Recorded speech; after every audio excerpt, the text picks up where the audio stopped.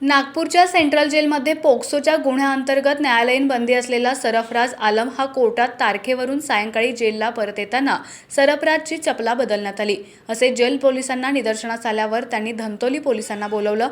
धंतोली पोलिसांनी चपलावर hard surface दिसल्यानं जेव्हा चपला तोडून बघितलं तेव्हा त्या चपलामधून 200 ग्रॅम गांजा मिळाला। हा गांजा त्या गुन्हेगाराला कोर्टात कोणी आणून दिला आणि हा गांजा कोणासाठी नेला जात होता याबाबतीत चौकशी आणि तपास धंतोली पोलीस करीत आहेत। सेंट्रल जेलमध्ये एक आरोपी आहे, न्यायालयीन बंदी आहे। सोनू उर्फ सरफराज जहांगीर आलम, राहणार हिंगणा, मध्यवर्ती कारागृह सध्या। त्याच्यावर पोक्सोचा गुन्हा दाखल आहे। त्याला ट्रायल चालू होती, त्याच्यासाठी कोर्टामध्ये चेकिंग करून घेऊन जाण्यात आलेलं होतं।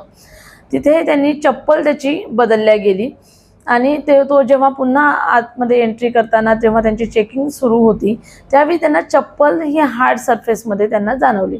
म्हणून आम्हाला त्यांनी कॉल करून बोलावण्यात आलं आम्हाला। आम्ही तिथे गेलो टीमसह।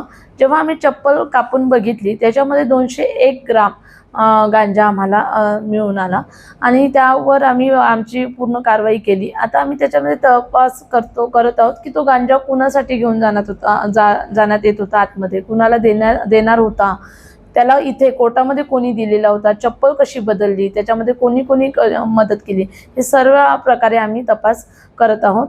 या कारवाईसाठी माननीय CP रवींद्र सिंगल साहेब, joint CP sir Reddy sir, additional CP Dabhade sir, DCP Madane sir आणि ACP नंदनवार सर यांच्या मार्गदर्शनात ही आम्ही कारवाई केलेली आहे।